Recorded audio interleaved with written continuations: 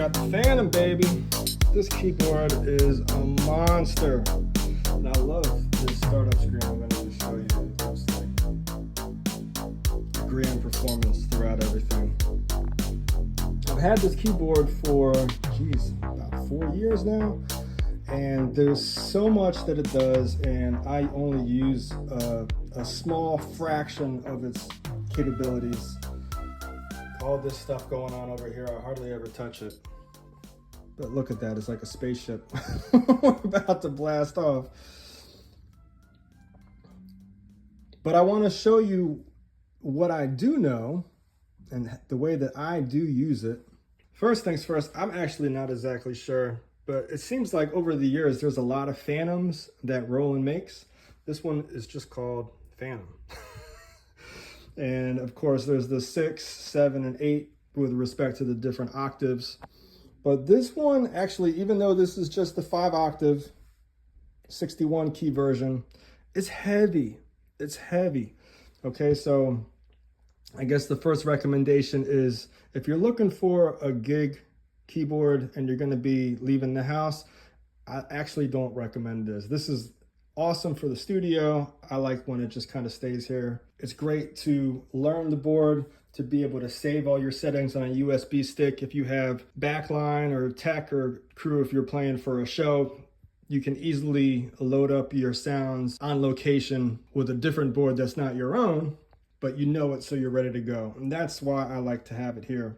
Now, I noticed at the store the other day that Roland does make a smaller version of this keyboard that seemed to be way more portable. It doesn't have all the bells and whistles and the connections on the back, but for the most part, it functions the same. It's got all the sounds, got all the faders and drawbars, whatnot, and it's a lot lighter. So if you're looking for a gigging keyboard, I would go with the lighter version. First things first, the sounds inside this keyboard are amazing. Over here on the right-hand side, we have these banks.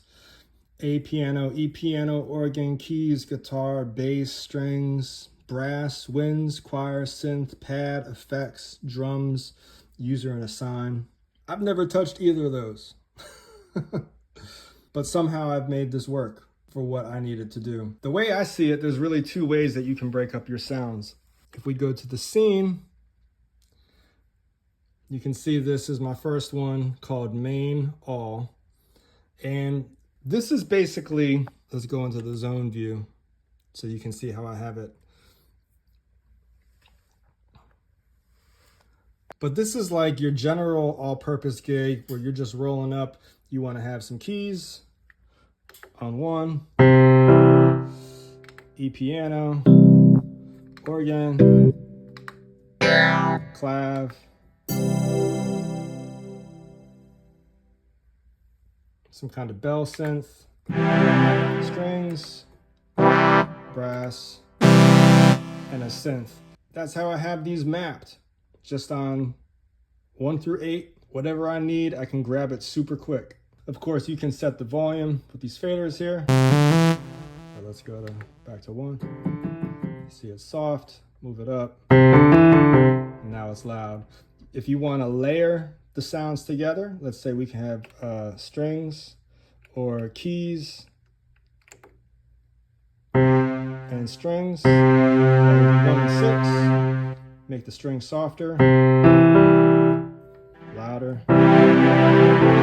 So very easy to navigate to, and that's all just on the basic scene. And there's actually, if you want to get 9 through 16, it actually gives you 8 more. If you hit this button, you see this red light toggles here on the lower section, 1 through 8, 9 through 16. And I basically just have a bunch of synths, like special synths for specific songs. Like if you're playing some top 40, there's your Uptown Funk synth right there. And I've retitled it to be that. I don't know what the default sound is, but now in this keyboard, it's known as Uptown Funk. So that's the first way that I like to use it. You can also go to back to the scenes, hit enter. I'm gonna go to D.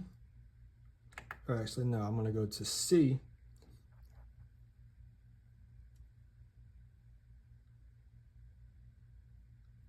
And on the second page, I have actually individual songs. Let's take a look at Valerie actually. So just by one tap, we can go and see that I have 3 different sounds that are layered, or actually that are split at different sections of the keyboard, as you can see.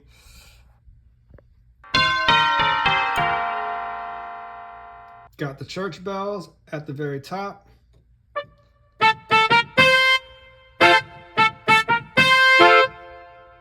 Some brass in the center.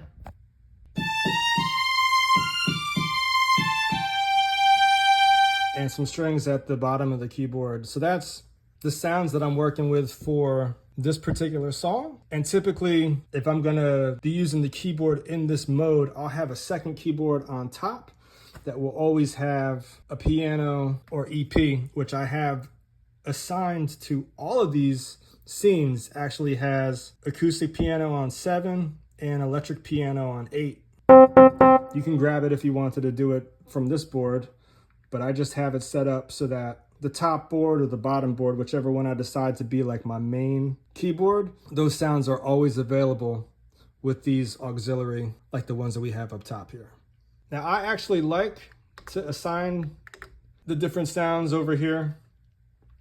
There is a way that you can actually trigger them or load them up by hitting the pads. I've done that before. I really don't like it personally. You can actually also just click on the screen. It's touch sensitive. You see that 4 is selected now. So if you don't remember what you had, you can see this button on over here is being selected automatically, or you can just grab it from here as well. Okay, so great. You have all your sounds or all your songs rather loaded up. Get Lucky, My Girl, September, Crazy in Love, yada, yada. The next thing is you want to have them in the right order. Now, I don't know about you, but most of the bands that I play with, they have like a rough general set list, but things are always subject to change. So what I actually do is I just use that search magnifying glass and I'll type in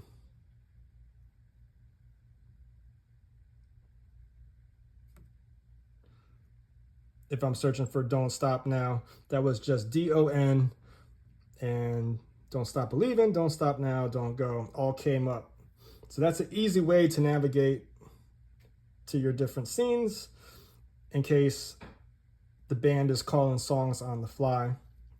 Another way to do it, if you're actually doing a real show where things are always going to be the same, you can hit this chain up here, and this is the order of the set. Really easy to change as you hit the button, increase, increase.